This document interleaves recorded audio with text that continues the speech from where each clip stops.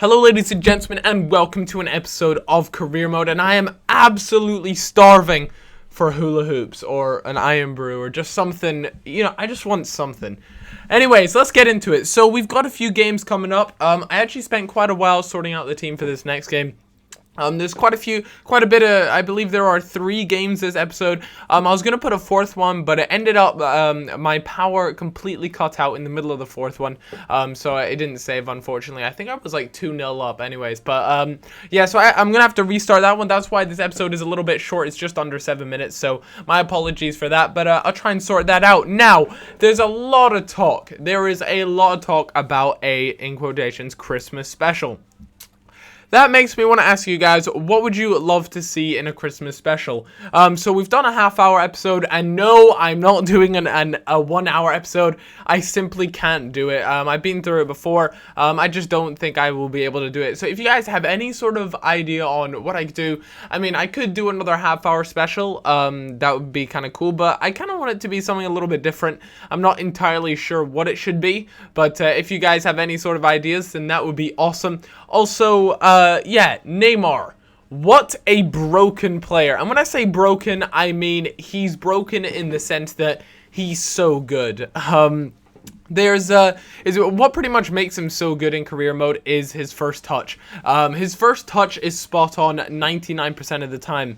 Obviously, one of the biggest influences in FIFA is whether you're holding right trigger or not when it comes down to the first touch. So if you're holding right trigger down when your player first touches the ball, it's going to go a little bit haywire and go a little bit crazy. So as long as you're not doing that, then you should be all right. And Neymar's first touch is just, I want to say like perfect every time. It is really, really good. But I had a game against Ajax, who actually have really nice kits in this game. I like that kit, that sort of green look.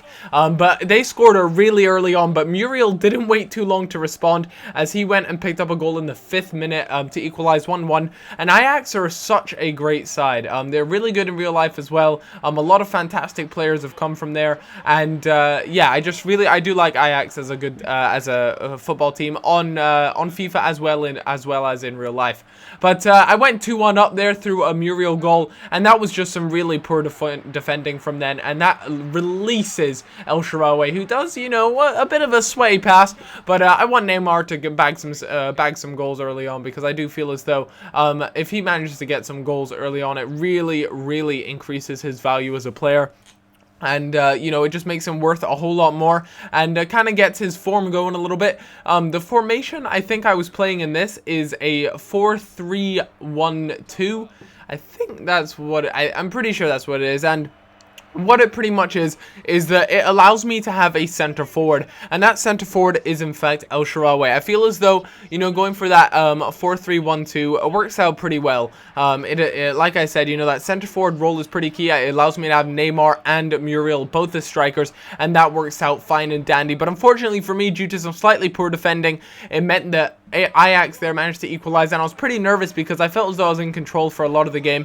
But El Shaarawy puts me back in the lead, and that was awesome. But we weren't done there. We wanted some more, and in the 90th minute, late on into the game, very late on, a beautiful strike from Muriel manages to make it 5-3. But, the 90th minute, I swear, lasts so long. Like, it's the longest time in the entire game, including injury time. And they actually, even though it was just a +1 sort of minute added on, they actually managed to go and score again, which made it 5-4. But a win's a win, and that was in the Champions League, so that's really important. I can't wait to see how I do in the Champions League. I reckon it's going to be tough, and I'm going to come up against some quality sides. But to beat Ajax 5-4, I am very happy with that. Like, you guys know what I think about them. I think they're a really good team, but I'm going to have to kind of shape up a little bit more. I definitely need to, if I'm going to be coming up against the likes of Real Madrid, Barca, teams like that, I'm really going to have to pull something special out the bag. But a penalty in the 60th minute. It took all the way until the 60th minute for me to score with Muriel, and it was actually a penalty, so it wasn't that convincing.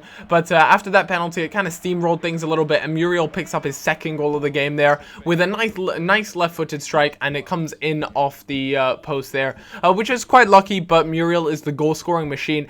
And I want to ask you guys a question, because you guys know I rant and rave about Muriel, and I have done ever since I purchased him.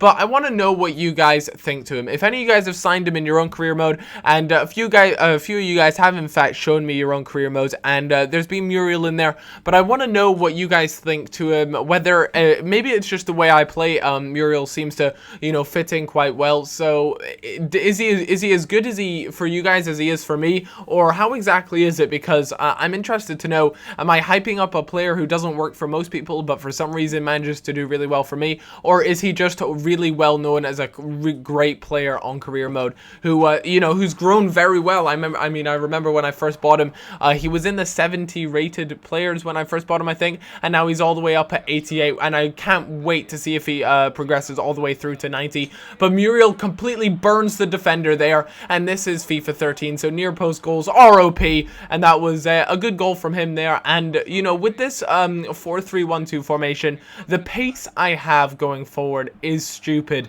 Neymar, El Shaarawy, and Muriel all have 90 plus pace, so there's no concerns as far as attacking goes. But I had a game against Wigan, and I actually played a slightly weakened side. A few of the midfield was taken out, brought in Adrian, put in Sterling as well, and I also put in Royce instead of, I think it was Neymar, just to, you know, rotate the team. It's important to do that. I do not want any injuries, you know. Fitness is going to be a key thing, and I feel as though the depth in my squad this season is solid, so I should be able to rotate the team pretty nicely. So thanks a lot, guys, for watching. I hope you did all enjoy this episode, and if you did, then leaving a like. If we get hit 3,000 likes, that would be splendid. Hope you all have a fantastic day, and let me know, what would you guys like to see for a Christmas special? Have a good one, guys. I'll see you in a bit. Bye-bye.